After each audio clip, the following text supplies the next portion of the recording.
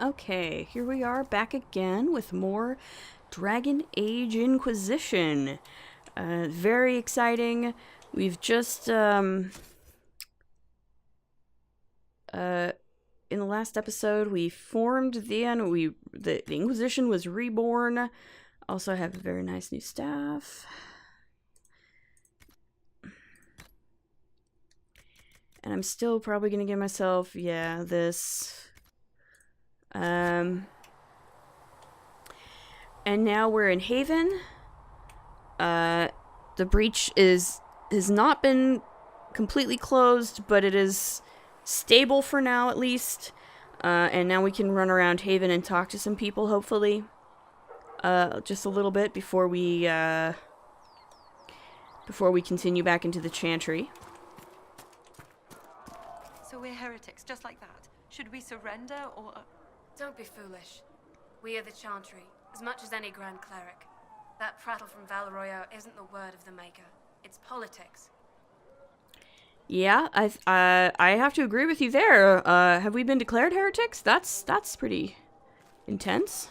How do you think they'll close that huge hole in the sky? Ally with the Templars, I'd imagine. I've seen them weaken magic. What about the rebel mages? Rebel mages probably made that damn breach. Hello, Rebel Mage, right in front of you. I mean, I don't know that Nadia necessarily considers herself a Rebel Mage. I don't know that she necessarily supported the rebellion, per se. Like, I don't think she supported going to actively going to war. So I don't know if she would be considered a Rebel Mage, but I'm sure most people would probably look at her and assume that she was a Rebel Mage. So let's talk to some people here. I've got, Thren. This person seems to be called Thren, so let's talk to her.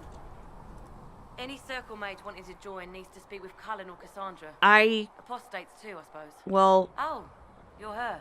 I guess. Thren, Inquisition Quartermaster. I'm doing what I can to supply this mess. I like her face a lot. What I need to fill one of my requisitions. I'd appreciate you bringing it in. Okay, so what is your job? What do you do here? I make sure the Inquisition troops have food in their bellies and iron in their hands. Both are important. Lots of people expecting us to be heroes, marching all day to fight the demons. Turns out heroes need to dig latrines just like everyone else. That's fair. How did you end up here? How does someone end up as quartermaster for the Inquisition? I served for Eldon under Ten Loghain MacTier. Oh, did you? Best commanding officer this world has ever seen. Oh, is he? After they all turned on him at Denerim, though, there wasn't much use for people who held that opinion. King Alistair offered my services to the Inquisition, probably to get rid of me. Wow, yeah. So, I mean, you can support him or say that he's a traitor or whatever. You know, I really don't feel like Nadia Trevelyan has much of an opinion on Loghain MacTier. She's not for Eldon.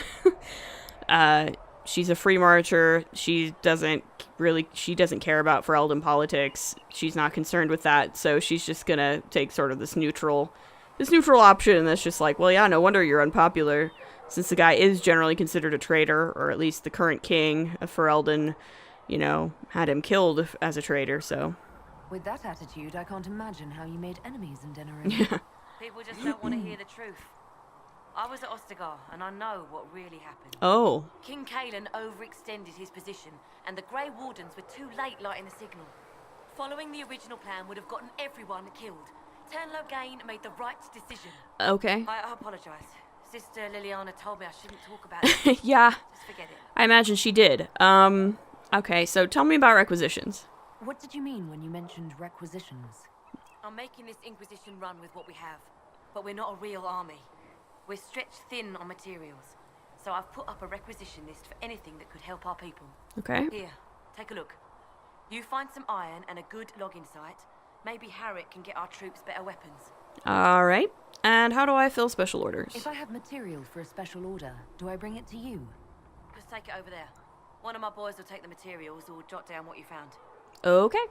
Farewell. Make her go with you. So, yeah, I've already found all the iron I need for that requisition. I just need a logging stand. I do know where that logging stand is in Haven. Requisitions can be useful if you need a little more influence or whatever. I don't do them regularly, though.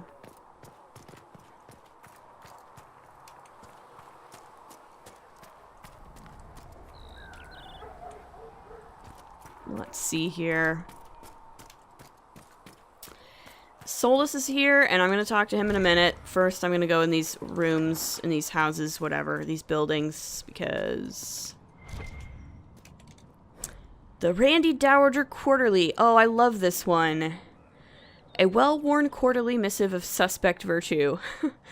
The Randy Dowager welcomes the cool of autumn with the fall of another, the collected dreams of desire, being the confessions of an apprentice and training more furrowing than harrowing. Oh dear. Forbidden dalliances at their most spirited. The Randy Dowager, exhibitions for the noble of thought but spry of step. The lady herself says, enchanting. One supports the circles, if only because closed doors offer the imagination more. 3 scarves fluttered in shock out of 5. Oh dear. Thedosian erotica. Of course, it's all about mages in the circles and Randy Templars and whatever. Oh, here's a loot. A loot. Ooh, Dragonthorn. Hey, that's useful. Thanks for that. I'm gonna go in here now. I don't know if there's anything in here. Nope, apparently not.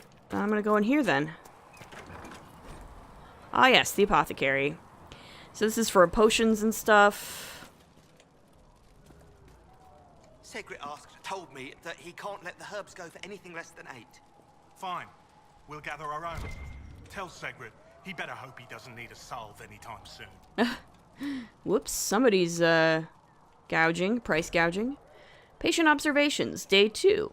Pulse normal, breathing normal, still unresponsive, careful drop feed of prepared elfroot extract to hasten her recovery.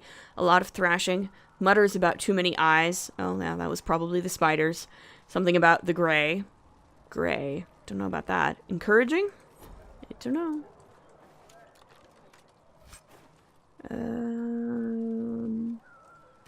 That's not bad. Apprentice armor? Ah, it's a level 4 armor.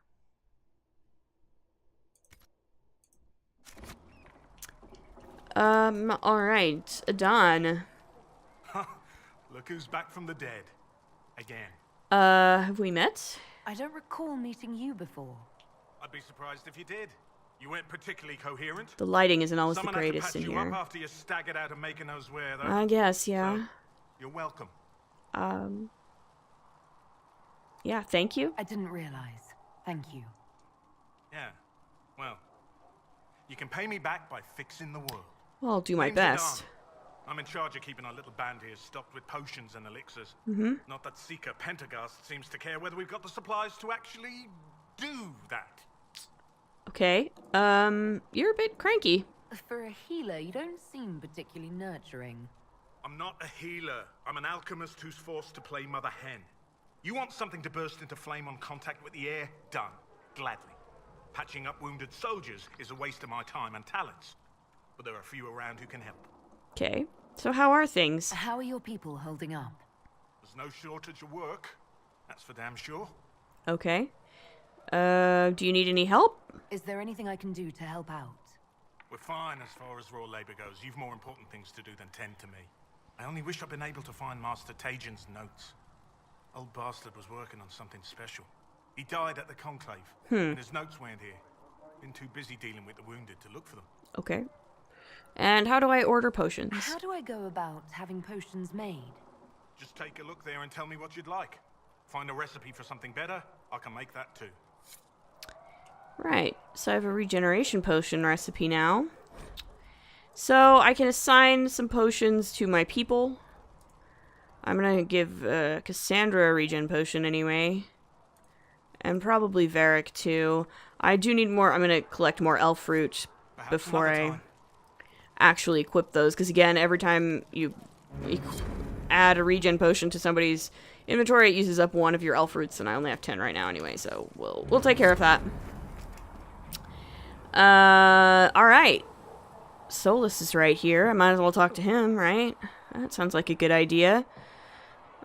Solus seems to be very knowledgeable about things, especially Fade things and Rift things. Alright. The chosen of Andraste. A blessed hero sent to save us all. Yeah, I guess. It sounds dashing. Am I riding in on a shining steed? I would have suggested a griffon, Yeah, but sadly they're extinct. that is too bad. Joke as you will, posturing is necessary. I've journeyed deep into the Fade in ancient ruins and battlefields to see the dreams of lost civilizations. I've watched as hosts of spirits clash to reenact the bloody past in ancient wars both famous and forgotten. Every great war has its heroes. I'm just curious what kind you'll be. You study ancient ruins. What do you mean, ruins and battlefields? Any building strong enough to withstand the rigors of time has a history. Every battlefield is steeped in death. Both attract spirits. They press against the veil, weakening the barrier between our worlds. When I dream in such places, I go deep into the Fade. I can find memories no other living being has ever seen. Wow, and you can sleep in those ancient ruins with lots of creepy things. You fall asleep in the middle of ancient ruins. Isn't that dangerous? I do set wards. And if you leave food out for the giant spiders, they are usually content to live and let live. Well, that seems like valuable information to have.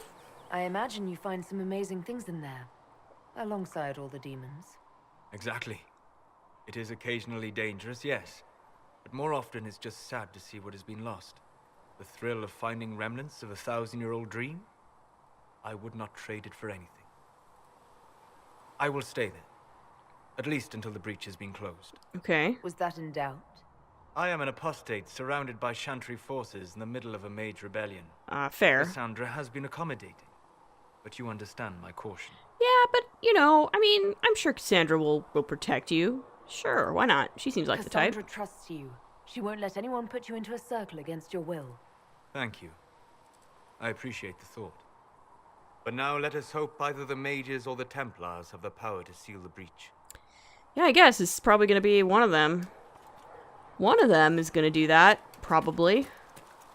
I hope. Are we going to have new verses in the Chant of Light now for the Herald of Andraste, telling what she did? It's far too soon to consider anything like that. I was talking with a friend who said there used to be a verse about an elf in the Chant of Light. No, that's not true. I'm sorry. But that doesn't mean the Maker loves you any less. Yeah, actually there was. The Canticle of Shartan was originally in the Chant of Light, but it was declared apocryphal. Shartan was, of course, the former Tevinter elven slave who joined Andraste as one of her disciples. And of course, the mainstream chantry is pretty racist against elves, and so the Canticle of Shartan was removed from the official Chant of Light. But it exists. It's apocryphal. It's considered apocryphal. The Singing Maiden. Have you ever heard the story of King Bedwyr? Bedwyr, like most kings, was a man of great pride who expected nothing but complete loyalty from his subjects. He believed the best way to achieve this was through fear. After all, those who feared him would never cross him or question his rule. Most importantly, those who feared him would always seek to please him. Bedwyr cultivated terror in his subordinates through the gleeful and unrestrained use of a contraption referred to as the Maiden. The Maiden was a hinged iron casket, as high and wide and deep as a man, with vicious spikes within, meant to pierce through the poor soul locked into it. Bedwyr's Maiden was a prized possession and stood in a place of honor in his throne room, often with a screaming victim inside it. Ooh. Political rivals, suspected assassins, treasonous ministers. The Maiden consumed them all. But as time passed, more people were given to the Maiden for increasingly trivial offenses. The cook for oversalting the king's food, the page boy for dropping his sword. The Maiden cast a pall over the kingdom, and its people prayed for deliverance from their cruel king. Then one day, a strange woman rode into the city. She called herself Ember and was an emissary from a far-off land. Her leaders had heard, she said, of Bedwyr's wisdom and authority, and she sought the king's counsel. The thought that he had earned the adulation of brother kings across the sea made Bedwyr swell with pride, and he granted Ember an audience. They dined and danced, and through it all, Ember flattered and fawned on the king. At the end of the night, Ember asked to see the maiden, the infamous device that had given Bedwyr all his power. The king, giddy with praise, proudly presented Ember with the empty contraption. Ember looked at the maiden, sighed with disappointment, and said, "That does not look terrifying at all. I should have imagined the spikes to be much sharper." Bedwyr grew red at her comment and replied, "The spikes are sharp enough. Look at the blood that still clings to them." "But it is so small," said Ember. "Are only children and women its victims?" Bedwyr grew redder still and replied, "Of course not. The maiden has devoured many men." Ember shook her head and said to the king, "I do not believe it. Surely no warrior could fear this thing. A man like yourself, tall and muscled, would not fit within." The king laughed, and saw a way to prove the merit of the maiden to Ember. "I will show you how easily a man like myself could fit," he said, and with that he stepped into the device. But Ember was waiting, and no sooner had Bedwyr squeezed himself into the iron casket than Ember slammed it shut on him.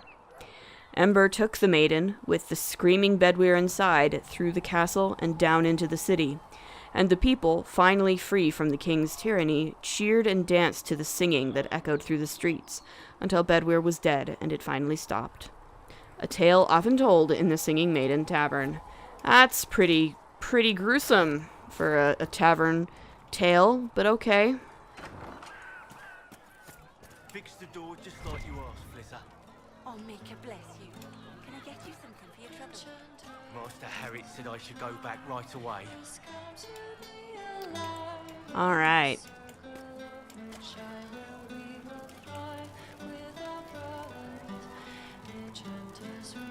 I love the songs. I really like the tavern songs. There's a lot of them.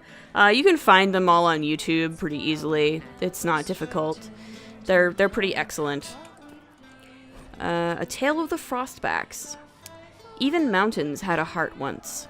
When the world was young, Korth the Mountain Father kept his throne at the peak of Bulanas, the mountain at the center of the world, from which he could see all the corners of earth and sky. And he saw strong men become weak, brave men grow cowardly, and wise men turn foolish for love. Korth devised a plan that he might never be betrayed by his own heart, by taking it out and hiding it where no soul would ever dare search for it. He sealed it inside a golden cask, buried it in the earth, and raised around it the fiercest mountains the world had ever seen, the Frostbacks, to guard it. But without his heart, the Mountain Father grew cruel. His chest was filled with bitter mountain winds that shrieked and howled like lost souls. Food lost its flavor, music had no sweetness, and he lost all joy in deeds of valor. He sent avalanches and earthquakes to torment the tribes of men. Gods and men rose against him, calling him a tyrant, but with no heart, Korth could not be slain. Soon there were no heroes left, either among men or gods, who would dare challenge Korth. The Lady of the Skies sent the best of her children, the swiftest, the cleverest, and strongest flyers, to scour the mountains for the missing heart, and for a year and a day they searched, but sparrow and raven, vulture and eagle, swift and albatross returned to her with nothing.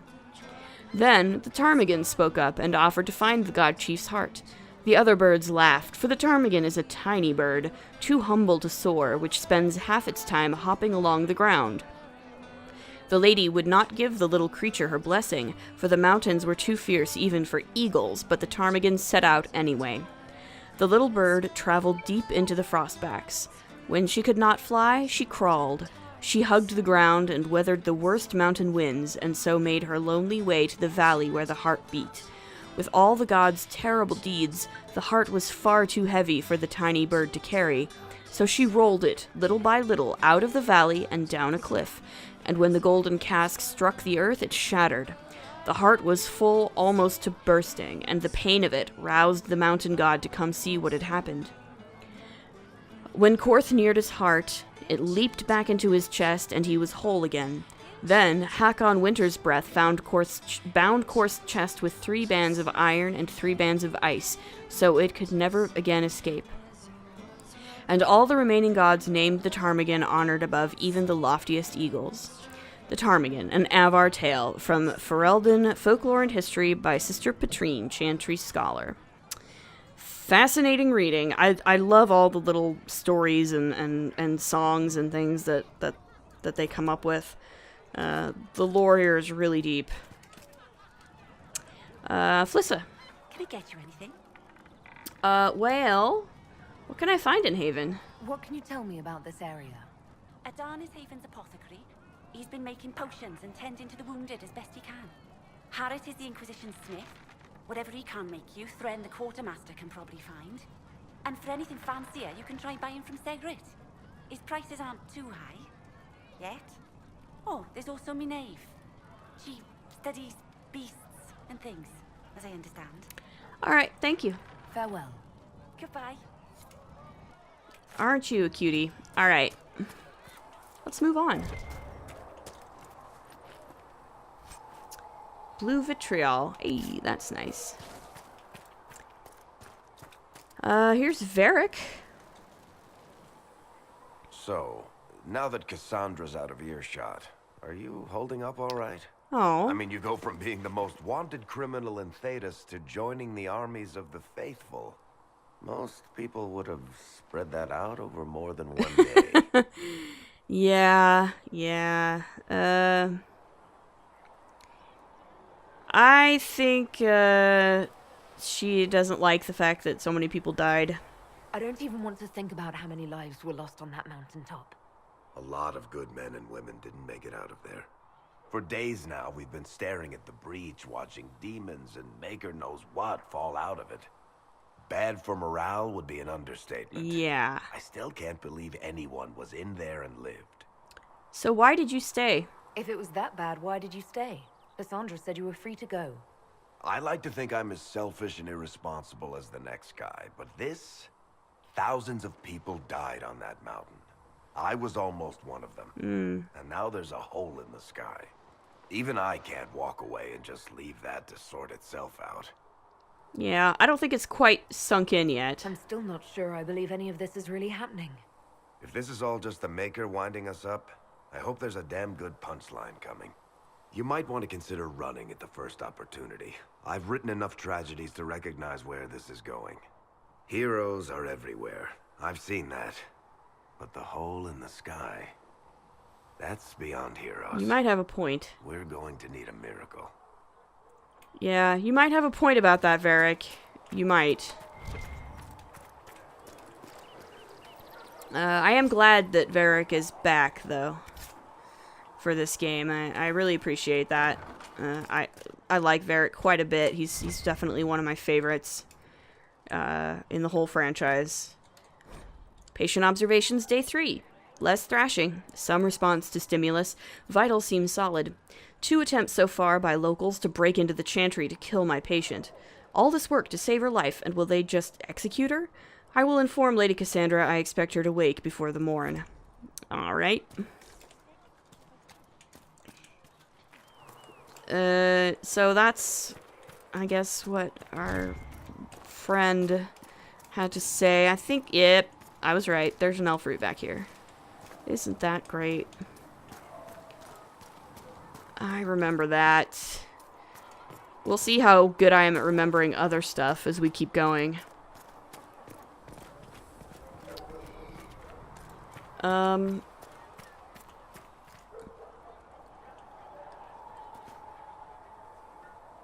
Hi. Ah, you're awake and out of Lady Cassandra's clutches. Yeah? Here I paid that little knife ear to inform me the moment you were free. That what? No matter, no matter. Segrit, honored to meet you. Thank you for all you've done, and hopefully will still do. Such as? What do you think I'll be doing, exactly? Word's already spreading that if anyone can close that blighted thing in the sky, it's you. Anything you need is yours. For a reasonable price, of course. Supplies are a little tight, given the circumstances. Okay. So why have you stuck around? What kind of person stays to run a shop at a time like this? The kind with nowhere else to go. These blasted demons destroyed most of my goods. If I stay here, work some contacts, I can start rebuilding. Maybe, just maybe, help you folks out in the process. So how's the mood here? You must speak with most everyone here. How are people doing? Hope and fear in equal measure. No one really knows what it means when an Inquisition is called. Yet. Fair. I imagine it's no better for you. You've got my sympathies. For what it's worth. Yeah, I feel like Nadia's probably feeling a little bit overwhelmed right now too, so... what if I'd like to buy something? Can I see what you have for sale? Of course. My wares are at the table. Alright, thank you, sir. There is some stuff over here, but I kind of want to get around to the blacksmith first.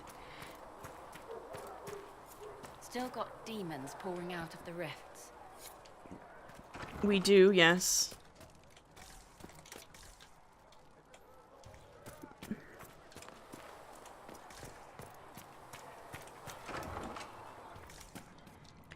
Anything in here? No.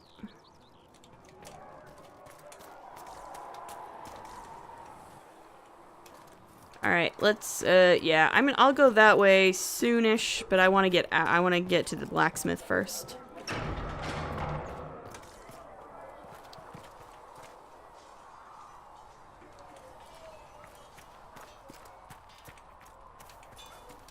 If the Inquisition wants to field a decent cavalry, it needs better horses. Oh, yeah? I heard Seeker Pentecost might try to acquire suitable mounts from Master Dennett in the hinterlands.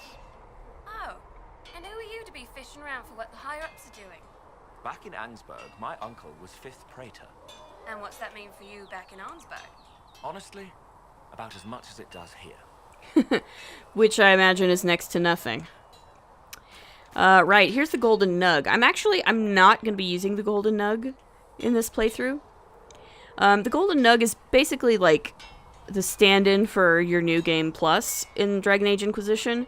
It allows you to synchronize like crafting schematics and other collectibles, decor items and things like that across all of your playthroughs. So basically I can import all of the stuff that I found in my other playthroughs into this playthrough if I want, so I can automatically have like all of the high tier schematics and masterwork stuff that I collected previously. But I'm not gonna do that this time because I don't want to do a new game plus in this playthrough. So I'm actively choosing not to use the golden nug because I don't want to make it too easy for myself. Because it actually is ridiculously, like, you can make yourself ridiculously overpowered armor and weapons really early in the game if you use the golden nug and you have a lot of, you know, high level schematics and stuff.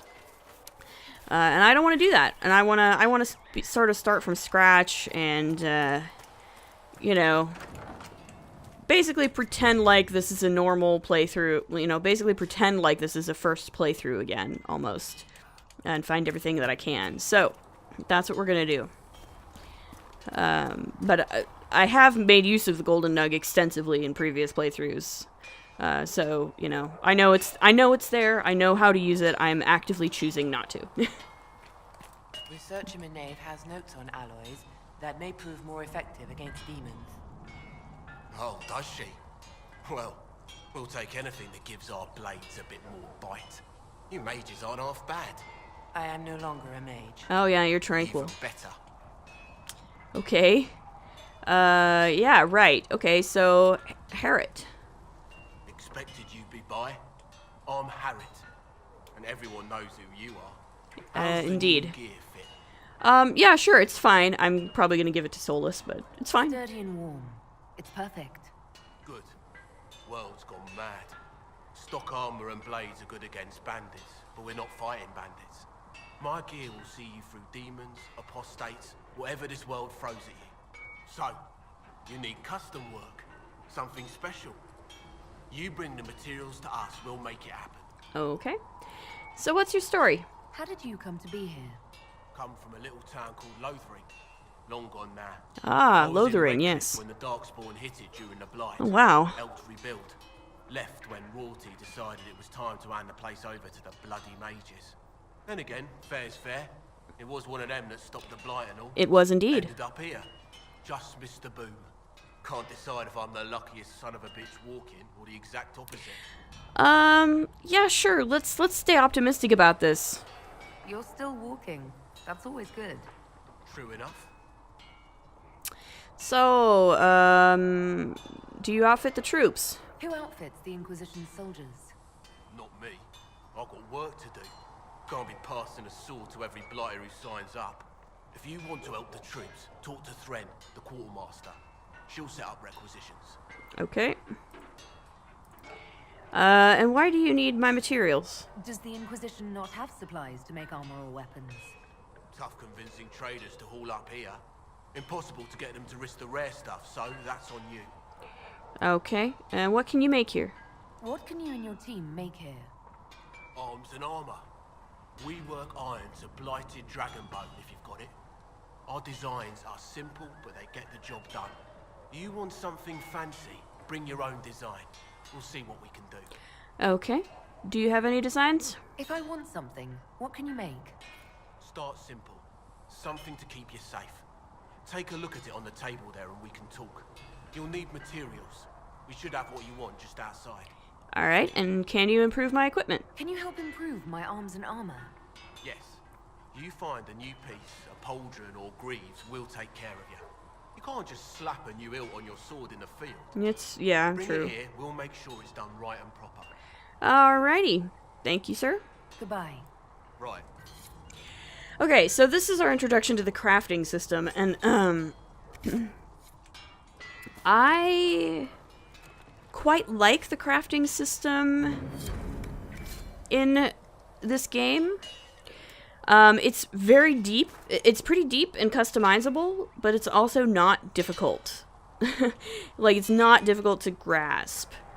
So, basically, to craft new armor or weapons, you need a schematic and enough materials. The schematic determines the appearance and potential power of the crafted item. The materials determine the specific stats and powers that will be added to the new item. So, he gave me... Oh, I could already make this if I wanted. No, I'm not gonna. He gave me this, Apprentice Coat schematic, which is a Tier 1 light armor schematic, as it says at the bottom there. Each crafting schematic has one or more slots. Each slot accepts a specific number of materials of either metal, cloth, or leather, so those are 3 separate types of materials. And you have to fill all available slots to craft an item. So there are 5 different types of crafting slots: utility, offense, defense, damage, and armor. Of course, not all schematics have all of those slots, right? They'll usually have 2, like the higher tier stuff and the masterwork stuff will have more. The really basic tier 1 stuff will probably only have 1 or 2. The type of slot determines the stat that will be generated from the material placed in it. For example, placing iron in a defense slot gives a bonus to melee defense, while putting it in the utility slot gives a bonus to strength. So you can experiment with different combinations of materials and slots to create unique items that fit your needs. So it's really customizable. And each crafting material has a predetermined stat value for each possible slot type, which you can view by examining the material. And the final value of the stat coming from a slot is determined by multiplying this value. Like, you don't need to know how and why it happens, but it's pretty the interface is pretty simple to grasp, right? So, like, again, if I put it on here, it just gives, like, it gives you an armor rating, and it also changes sort of the color and overall appearance of the coat, right? So Samite makes it this nice blue color. And then I can put cotton in this slot, which is a defense. This is a defensive slot. So cotton in a defensive slot gives you a heal bonus. Samite in a defensive slot gives you spirit resistance. I'm gonna go ahead and do spirit resistance. I like spirit resistance. I think that's a good defensive bonus to have. I don't need a heal bonus as a mage. I don't need a heal bonus really. So I'm gonna give it spirit resistance, and then we're gonna craft the item. You can also rename anything that you craft. So this says Fadewalker Apprentice Coat. I could rename it to whatever the heck I want. I'm not gonna, because it's not something I care about.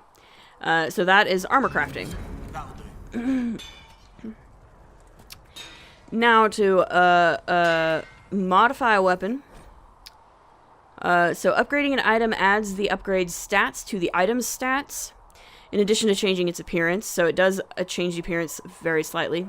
So for example, attaching a hilt with a +3 cunning bonus to a sword adds +3 cunning to the sword. And you can freely remove and add existing upgrades or exchange them between different items. And you can craft new upgrades at the crafting station. So I can, let's see. I have a Disciple Staff Blade here, which adds 2 cunning to my staff. So, sure, why not? Let's do it.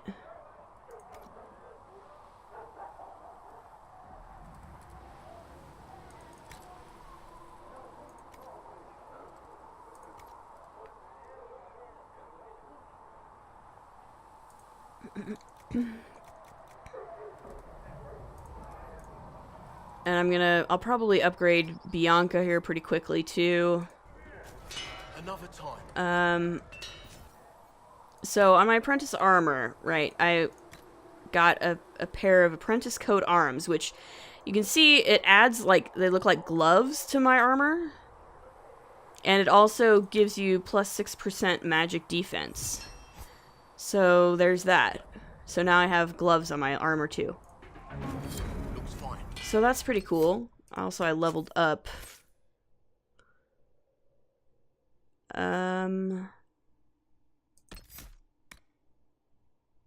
Yeah, Peaceful Aura is really nice to have. I'm going to do that. Threat reduction is good, and also I'm going to need Dispel pretty quickly as well. So what else is here? Right. And I need to find the notes. I know where the notes are. I can probably... I can find those really quick. That would not be difficult because I know where they are. I remember that quest.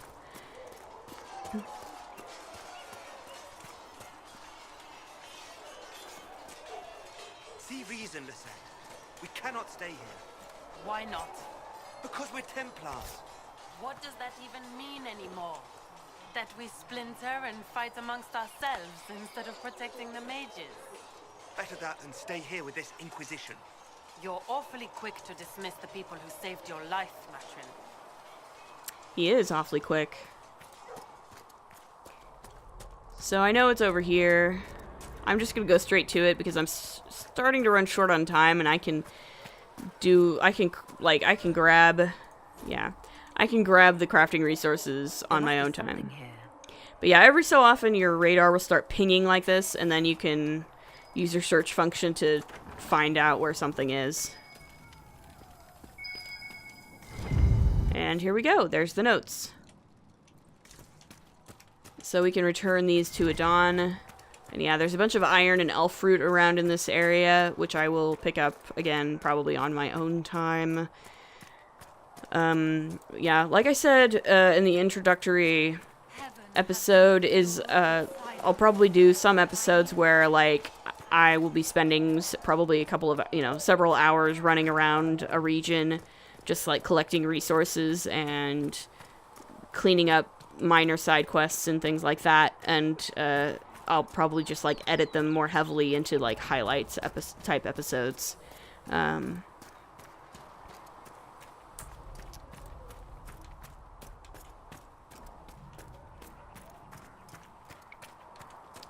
So, Adon.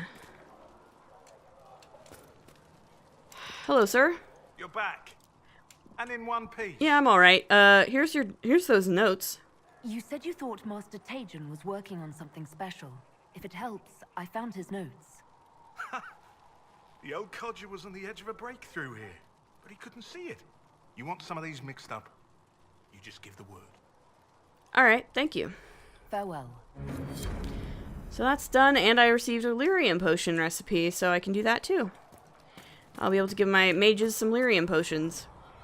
So I can talk to Solus and Varric again. The great thing about Dragon Age Inquisition is that it sort of goes back to the older Dragon Age Origins setup where you can talk to your companions more or less whenever you want, and they'll have lots of investigate options and things like that you can go through with them. I will talk to the companions a bit more extensively once I get finished with the Threat Remains quest. And I can wander around Haven a little. I'll wander around Haven a little bit more and talk to people more. But yeah, so unlike in Dragon Age 2, where you pretty much would only talk to your companions when you would like reach a certain threshold of friendship or rivalry, and they would get a little quest, and you would go talk to them and have a conversation. You can basically have a conversation with your various companions just about any time you want, and they'll have a bunch of investigate options and things like that they'll talk to you about. Also, the approval system in this game is a little bit more like what Origins was, where it's just straight up, they either like you or they don't. They approve of you or they disapprove. The thing, though, with this game is that you don't have anything like approval bars anymore. There's no... the game does not keep track of approval as a set number or anything like that. Well, I mean, it does, but it doesn't do it for you. Like, I cannot go anywhere in this game and to find, like, exactly how much approval I have with Solus or Cassandra or Varric. You just have to kind of talk to them and see how they react to you at any given point. You know, obviously, it's pretty obvious when you have high approval or low approval with a particular character, because they do treat you significantly different depending, right? So somebody who has you have a really high approval with is going to call you a friend. They're going to be really open with you. They're going to be willing to talk about themselves more. And somebody who has very low approval with is not going to be very friendly. They might even refuse to answer your questions. They may actively try to undermine you in some cases. Some of them may even leave. Some of them may even walk away if they get low enough, or they may just argue with you. So, I mean, it's usually pretty easy to tell when you have, what kind of approval level you're at with a particular character. Another thing that's different about this game, too, is that when you make major decisions, and even some more minor decisions, characters will often approve or disapprove regardless of whether they are in your party. So, unlike in, like, Dragon Age 2 or even Dragon Age Origins, where you could kind of game the system sometimes by, bringing certain characters along on certain quests or leaving certain characters behind for certain quests in order to minimize or maximize your approval or disapproval gains, you can't really do that in Inquisition. There's no cheats for it. There's no real workarounds. You have to make whatever decisions you're going to make, and you're going to have to accept the approval or disapproval that you get for those decisions, because everybody knows the decisions that you make. I feel like that makes a lot more sense, especially in Inquisition, because in Inquisition, everything you do is pretty public. Like, everybody knows what you do. Maybe not immediately, but everybody knows. Like, the decisions you make are huge. And they affect lots and lots of people. So, yeah, like, your companions are all going to have opinions on it, whether they're directly in your party at the moment you make the decision or not. So it does make sense. I know some people, kind of get kind of annoyed at the fact that there's no, like, approval or disapproval bar anymore, that you can't track it the way you could previously. If you're a min-maxer type who wants to sort of game the system that way, I can see how that would be annoying, but I personally kind of like it. I kind of like having to just talk to people and having to just, see whether they approve or disapprove of my actions, and just, get to know them, right? You have to get to know the NPCs, you have to talk to the companions, you have to think about how their personalities are and what kinds of decisions they like and dislike. And you can learn a lot about the companions based on how they react to some of your decisions. Sometimes you don't. Sometimes it's just confusing. But, for the most part, like, it's pretty understandable when somebody, when one of the companion characters disapproves or strongly approves of a decision that you make. So I think it's generally a pretty good system and works really well. And I mean, it is perfectly possible to befriend and get pretty high approval with, like, all the companions. It's not super difficult to do. If you do want to min-max it a little bit or optimize it to get the most content out of all the companion characters, you certainly can do that to some extent still. You can be a kind of agreeable, agree with everything people say or whatever, if you want. That's certainly possible. or you can at the very least sort of mitigate some of the approval losses or whatnot for some of the major decisions if you know what you're doing, and you're thoughtful about it and careful about it. I probably won't worry too much about it. I think I'll probably be able to get relatively high approval with most of the companions, just without too much difficulty, so I won't worry about it too much. Have you heard about the refugees out in the hinterlands, near Redcliffe? Hard going. The mages and the Templars put a lot of people out of their homes. At least Mother Giselle is there to help. I'd think food and clothing would help more than prayers. Fair. So, I think we're about out of time now, so I'll leave it here. And next time, we'll probably go back to the Chantry and complete this main mission, The Threat Remains. As always, if you like what you see, please like, comment, subscribe, and we'll see you in the next episode. Later.